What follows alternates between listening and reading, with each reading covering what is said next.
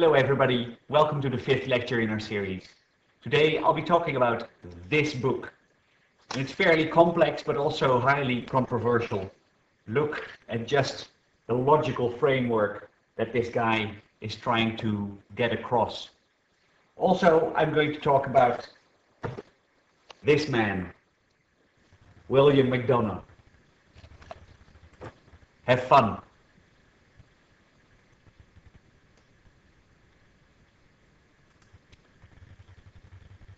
In this lecture, I will be talking about all the different things that have been written about design, health, and urbanity.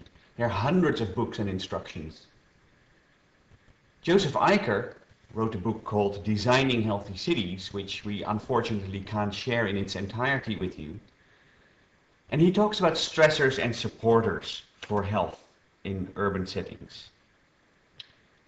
After I have addressed all the different elements of his book, I would want to look at the question why this would be a controversial issue.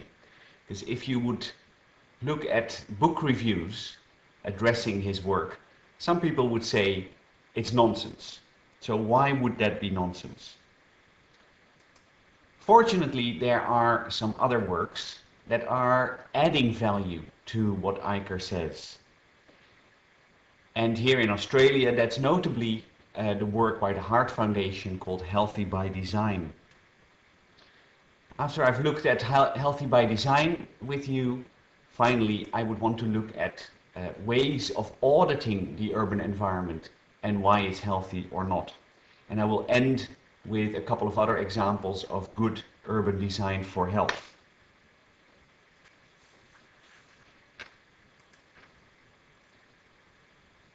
So much has been written about healthy cities and how to design a healthy city, and most of it has to do with empowerment issues and governance.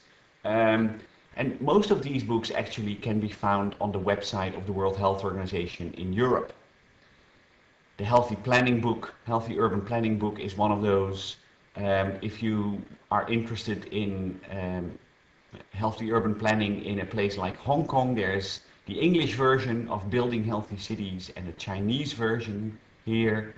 How to measure health in cities is the context of this book here. And an American book by Kushner looks at the intersection of urban planning, law, and health, which is all very interesting. But I promised you to first look at this book. Designing Healthy Cities, Prescriptions, Principles and Practice. And as you can see, Joseph Eicher is a Doolite. Leonard Dool wrote the foreword, the introduction to this book. Eicher has structured his work around 5 chapters in which he deals with physical stressors and supporters of health, biochemical stressors and supporters, socioeconomic stressors and supporters, psychological stressors and supporters, and economic considerations, which apparently are different from socioeconomic stressors and supporters. Now, if we start with the physical stressors and supporters, there is a relatively long list of issues that need to be addressed in urban planning when it comes to health. First of all, there is the weather. Modern cities are often not built or designed to take into account weather considerations. And that means that in the canyons of high-rise business districts of modern cities, there is an icy cold wind, there's no excess of sunlight, etc., etc. There are a number of principles in the ecological sustainable design environment how sunlight should be accessing street level. So weather, wind, rain, sun is an issue when you want to consider urban planning. Radiation is another issue. Ionizing radiation from, for instance, radon in buildings is an issue. Radon is a gas that you find in bricks and you can't really get rid of it. And approximately 600 to 700 people every year develop health conditions as a result of radon presence in buildings, for instance also in gypsum sheets that are used to cover inside walls in weatherboard homes. The only way of dealing with that is to ventilate houses properly. Electromagnetic radiation obviously is another thing. There's still, some people would claim, not enough evidence whether telecommunication masts or high power lines have an effect on human health. Light, sound and noise is an issue. There is considerable evidence that living close to an airport and being subject to the constant drone of landing and landing planes and planes that are taking off, in fact, does affect human health. In general, shelter and building conditions are an issue in urban planning. Biodensities, and that's not just how many people in fact live close to each other, but also how many other life forms, including plant life, are present in cities. And if you remember that I talked about the work of Takano and Nakamura in Japan, they did fantastic research that you can find in the literature on the fact that if urban dwellers have access to green spaces, they live longer than those people that do not have access to green spaces. Crowding, masses of people, and particularly in third world slum areas is an issue, and we'll be looking at that further on in this course.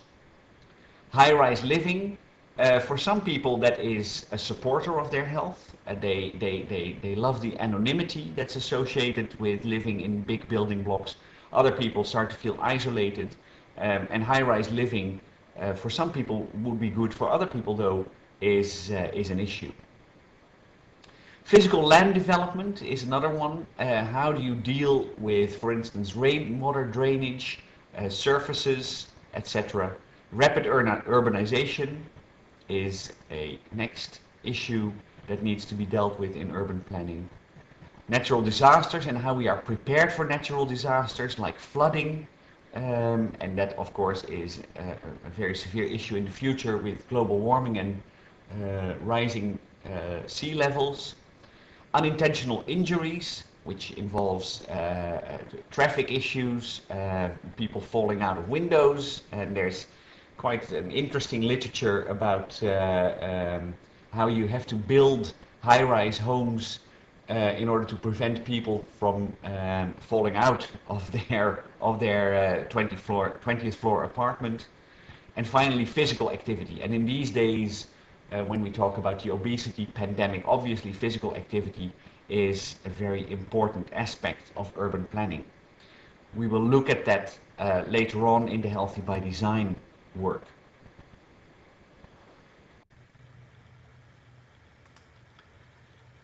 In his next chapter, Eichert talks about biochemical stressors and supporters. Obviously, there is an issue around toxic chemical hazards. If you just think about the disasters that we've seen over the years in, for instance, northern Italy and India around dioxin pollution, that is a very serious issue. And in terms of urban planning, that means that you want to avoid possibly toxic industries to be located close to urban centers. Outdoor air pollution clearly is an issue, and that is not just gases, biochemical things, but it could also be soot from diesel engines. Living close to busy thoroughfares is more of a health hazard than living further away from those thoroughfares and roads. Indoor air pollution clearly is an issue, and I already talked about radon gas, but you could also think of other issues in indoor air pollution, carbon monoxide, and smoke of cigarettes, for instance. Indoor air pollution should be addressed in such a way that houses can be ventilated and at the same time are not drafty, so people won't catch a cold when they're inside. Water pollution clearly is an issue. Land and soil pollution. Um, there has been an issue quite recently of new neighborhoods being built on former dump sites. That is a very important issue in considering where you would want to expand a city if you want to expand at all. Sometimes you want to impand and redevelop existing urban environments. Ecological disruption is a next issue. You want to have, remember the 11 qualities, a stable ecosystem, and disrupting the ecological system will have an impact on human health. There are more and more people suffering from allergies these days, and still this is a bit of an unresolved issue, whether this is a result of us living in a cleaner world and children therefore being more susceptible to all sorts of compounds in their environment, or whether there are in fact more allergens around. Then there are pests, weeds, rats, all sorts of animals and vegetation that you want to get rid of in the urban environment. And then strangely enough, he has this lump sum category of food and nutrition.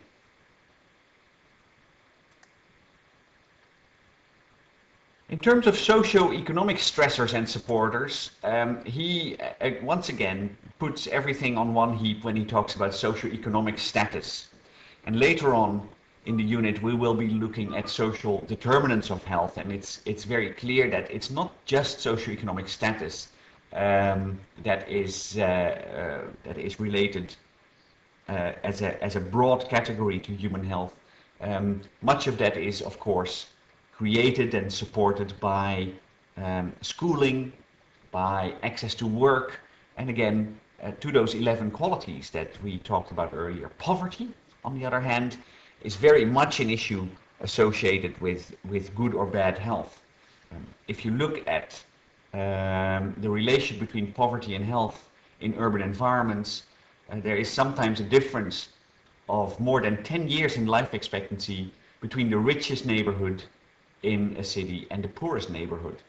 Now the question is, in terms of urban planning, how would you deal with poverty issues? There's recent insights that there should be enough diversity in work in new developments. And for instance, our university, Deakin University, is currently working with the Department of Human Services and Vic Urban, thinking about the redevelopment of the Armstrong Creek environment just south of our Warren Ponds campus. And we are looking at a greater diversity of economic aspects within the neighborhood so that people won't have to travel too much to get to their work. Contracting economies, which is of course an issue on everyone's mind right now. There's talk of recession, and clearly recession means that there is an impact on schooling and work in cities, and an investment in economies is an important aspect of urban planning. Rapid growth and boom towns. On several occasions we've been talking about slums, suburbia, and boom towns. Now clearly this is a rather serious issue, and we would actually want to address urban sprawl, because there are a lot of reports that urban sprawl is not good for health, and this is something that we will be looking at in the last section of this unit. Supportive social relations clearly is one of the things that is addressed in the 11 qualities already. Cultural change is another aspect that we already looked at in terms of the 11 qualities, but is expressly identified by ICER as an issue that might be impacting on human health. Influx of immigrants bringing new and unique cultures to an environment might upset the existing status quo, and some people will have problems coping with new cultures.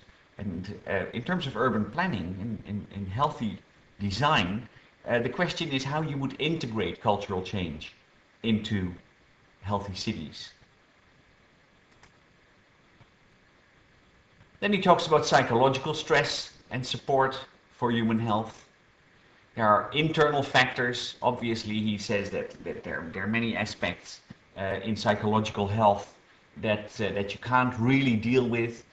For instance, there is the same level of schizophrenia wherever you live, in whatever country you live, around the world, whether you're an urbanite or whether you live in a village, whether you live in a rich country or whether you're living in a poor country, the levels of schizophrenia are approximately the same. And that means that there are certain physical, psychological aspects that you can't really change.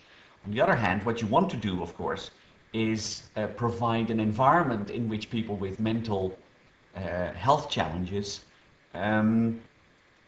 will be supported properly. Secondly, Eicher talks about control. And the idea to be able to control your environment, to be enabled to deal with determinants of health, coping mechanisms are an important aspect of urban planning. And this is not just something that has to do with schooling. It actually has something to do with community development and how urban planning parameters support people in taking control of their own lives. Competences, are people able to deal with psychological stressors and supporters? How do people respond to rapid environmental change? For instance, if you live on the edge of a town and all of a sudden the town encroaches on you and becomes a big city, how will you deal psychologically with that shift? Do you move away? Do you stay there but change your psychological mindset is an issue. Aesthetics, I think, is a very important aspect of psychological stressors and supporters. One of the reasons that we tend to like medieval cities anywhere in the world is that they are aesthetically pleasing.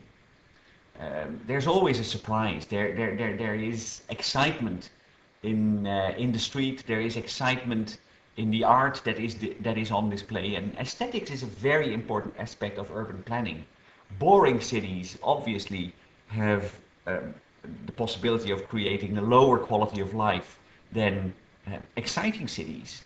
So aesthetics, how beautiful a city looks, is an issue that Eicher has put under psychological stressors and supporters. Safety and security. Eicher wrote his book before 9/11 and the general paranoia that has swept around the world. But safety and security in more general terms are clearly an issue. And there's interesting material that says that the more the media report that a city is unsafe, the more unsafe people will feel and the unhealthier they will actually be. So there's this interesting interaction between subjective health and objective health measures. So safety and security are an important issue, but there are the quantifiable objective aspects to safety and security, but psychologically there's a lot of subjectivity in terms of safety and security. Personal satisfaction, can you meet your needs? Think of Maslow's pyramid of meeting human needs. If you are able to satisfy your personal needs, you will probably be happier, and you actually will be healthier as a result of that. Coping resources, finally, are not just internally driven, psychologically driven, but coping resources come from the environment, from your educational, from your social environment, etc., etc. I want to share with you a very practical example of some of these considerations in Eicher's work. A few years ago, I was invited to do something in Atlanta with the Centers for Disease Control. And the people there took me on a little tour to a nice little town outside Atlanta called Riverside.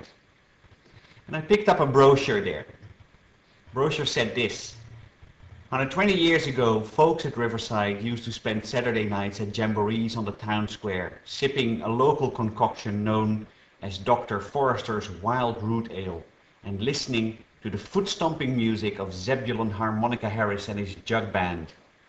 Tables would be set up around the square for potluck food and games of faro. Well, when I read that and when I saw the town square today, I thought, yes, this is nice. I could live here. This is a very nice town and it has this long tradition of community. And this is a place for me as a budding academic to aspire to live in. Then obviously someone told me, and it was actually quite clear, that all of this is fake. And this leads us to the last chapter in Eicher's book about economic considerations. How much are you willing to invest in urban planning for health? And is that a proper investment? Well, Eicher lists three aspects of economic considerations: opportunity cost, diminishing returns, and externalities. Opportunity cost is a euphemism for investment. How much are you willing to invest in health through urban planning? And a lot of people would say that that is not a very sound investment because health is intangible. But in fact, what you would see is that an investment in health is an investment in the economy. And there's a lot of research done now on the relation between health and economics. A few years ago, on a very macroeconomic scale, there was an influential report coordinated by Jeffrey Sachs, the Nobel Prize winner in economics, that looked at the relation between economics and health.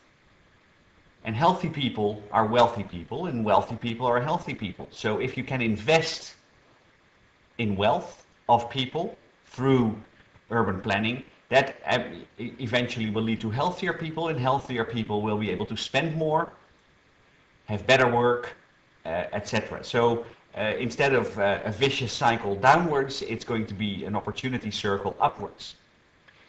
The question here, of course, is whether you can actually make that argument when you talk to city council, when you talk to politicians, because all of this is a very long-term affair. And particularly when there are adverse externalities, when a country is in recession, or when factories, like here in Geelong, Ford is shedding employment, then people would say, this is not such a good idea. Well, actually, in urban planning, there is increasing movement towards diversity in economics, and trying to connect investment with health, with economic outcomes. But then let us look at why Eicher's work would be so controversial. If you Google his book and you look at reviews of the book, in fact, what a lot of people would say is that this is very unsound science. And I would like to invite you to think for a couple of seconds about why people would say this is unsound. Let's start with those physical stressors and supporters. He lumps together all sorts of things about weather: ionizing radiation, electromagnetic radiation, light, sound and noise, shelter, building conditions, biodensities, crowding, high-rise living, physical land development, rapid urbanization, natural disasters, unintentional injuries, and physical activity, together in about 20 pages. And each of those areas merits at least 20 PhDs on its own. So obviously, if you are a specialist in the area of high-rise living and quality of life, you would find that his work is not good enough. Another type of criticism that has been voiced against his work is that of naivety, an American naivety around the power of people. Um, Lumping together socio-economic status as one big determinant of health doesn't do justice to the intricacies and the profound aspects of what it means to be on the lower end of the socio-economic ladder. Yet it's a nice book, I think, and it has been quite influential in some of the urban planning literature. Um, but specifically, I would want to continue looking at some other healthy by design work that is far more practical and far more detailed. A few years ago, the Heart Foundation published a report called Healthy by Design, a planner's guide to environments for active living. The document is available on DSO, and I would certainly recommend that you study it quite closely. It's not an academic work, so there's not too many references, but this indeed is something that you can certainly use in your approach to healthy cities. Now, you will probably not be able to see all of this, but I would like to run you through some of the aspects of a checklist called the Matrix of Like Design Considerations. In the columns here you see issues that can be addressed through proper urban planning. Physical activity, shade, which in a country like Australia is a serious issue, safer design, access design, whether environments in the urban setting are accessible to all, no matter what your challenge or disability is, and road user safety. And then in the different rows here, a number of issues that come up in the literature are being addressed, like sightliness and surveillance. And for instance, here, at the intersection between shade and sightliness and surveillance, it says ensure shade structures and trees allow clear sightlines.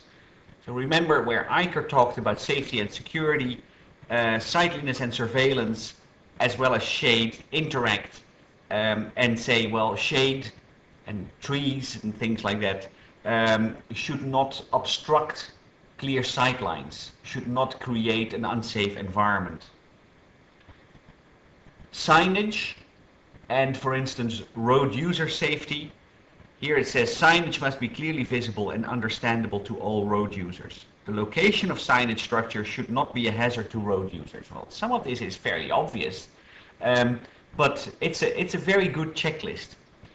If we go through the different pages, and there are only 4 in this matrix that are substantiated by the rest of the document, I just want to list the different elements of proper urban planning for health. Sightliness and surveillance, lighting, signage, maintenance.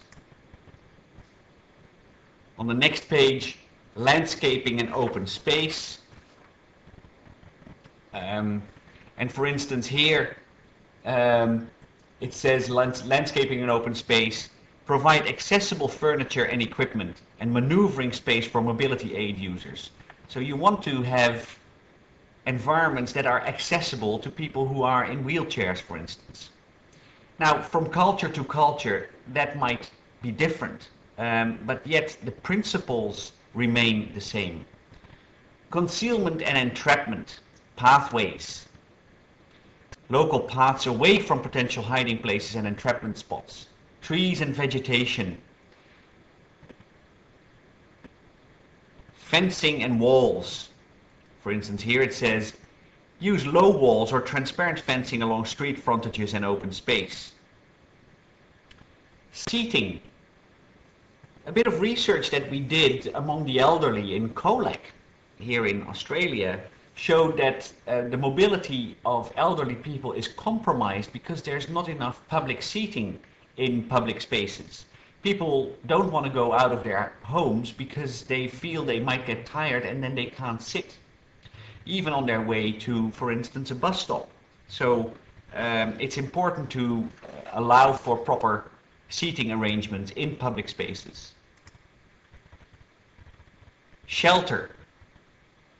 Street design, which is of course a very broad category, but it says here in terms of safer design, design for a network of walkable neighborhoods. Design streets that encourage walking to put more eyes on the streets. If you are alone in the street, that's a very unpleasant environment. And if you design streets in such a way that more people will be using them, that will actually allow for more eyes on the street, and that creates for increased well-being. Design streets to balance the needs of all users. Ensure active frontages and use buildings to frame public places. So you don't want to have these concrete deserts in the middle of towns where you don't feel happy. And maximize on-street parking. Building design is another aspect, and I will end this lecture with a couple of examples of interesting building design and active frontages as mentioned here already. So it's obviously a matrix where all of the different aspects interface. Finally, the last page talks about mixed use. So you want to have a greater diversity of mobility, a mixed use of space, bicycles, pedestrians, etc., etc. You need to consider connections. For instance, plan for permeable street networks to provide both direct and leisurely paths to neighborhood destinations. Walking and cycling routes need to be safe and attractive. They need to have enough shade so you don't burn your head off. And finally, there's a public transport consideration. There is a considerable literature now about public transport and health. And if you have an interest in that, please let me know so I could point you to some of the literature that has been generated over time in this. As a follow-on from this important work from by the Heart Foundation and its partners, other people have discovered, which of course makes sense, that you can turn these parameters into an audit instrument.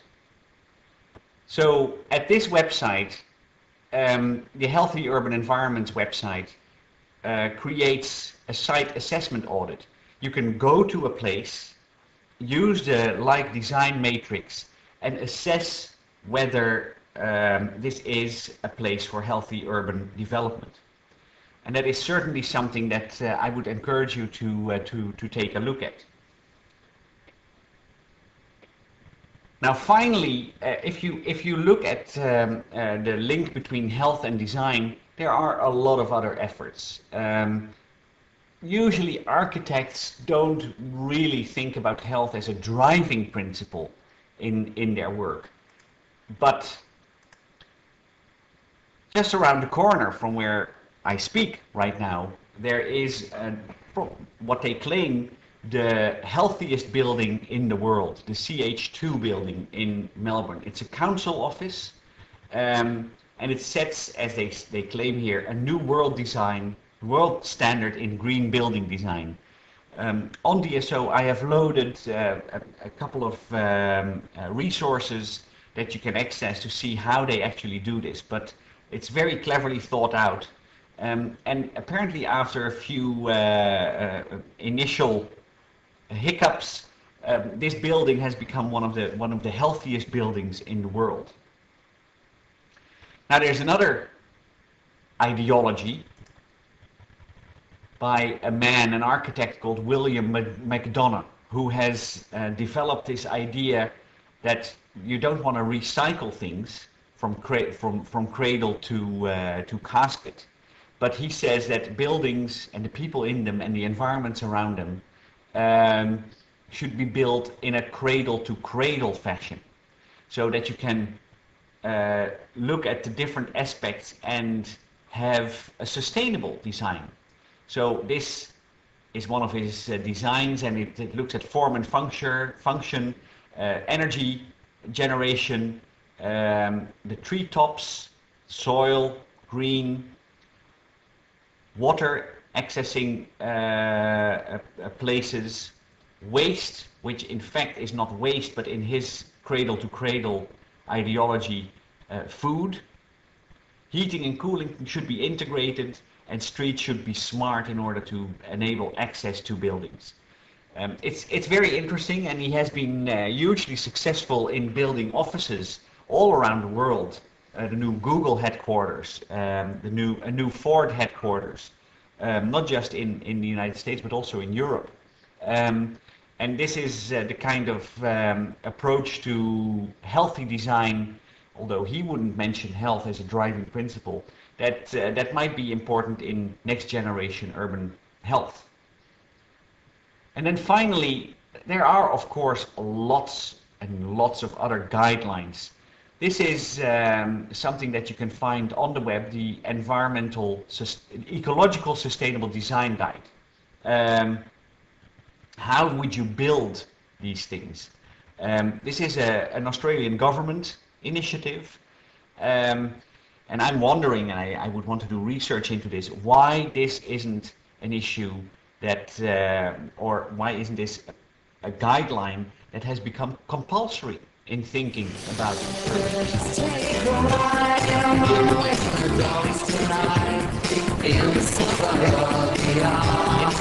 You can hide with the dogs tonight in suburbia. Break the window by the town hall, listen the siren screams. There in the distance, like the roll call of all the suburban dreams. Let's take a ride with the dogs tonight in suburbia. You can hide with the dogs tonight.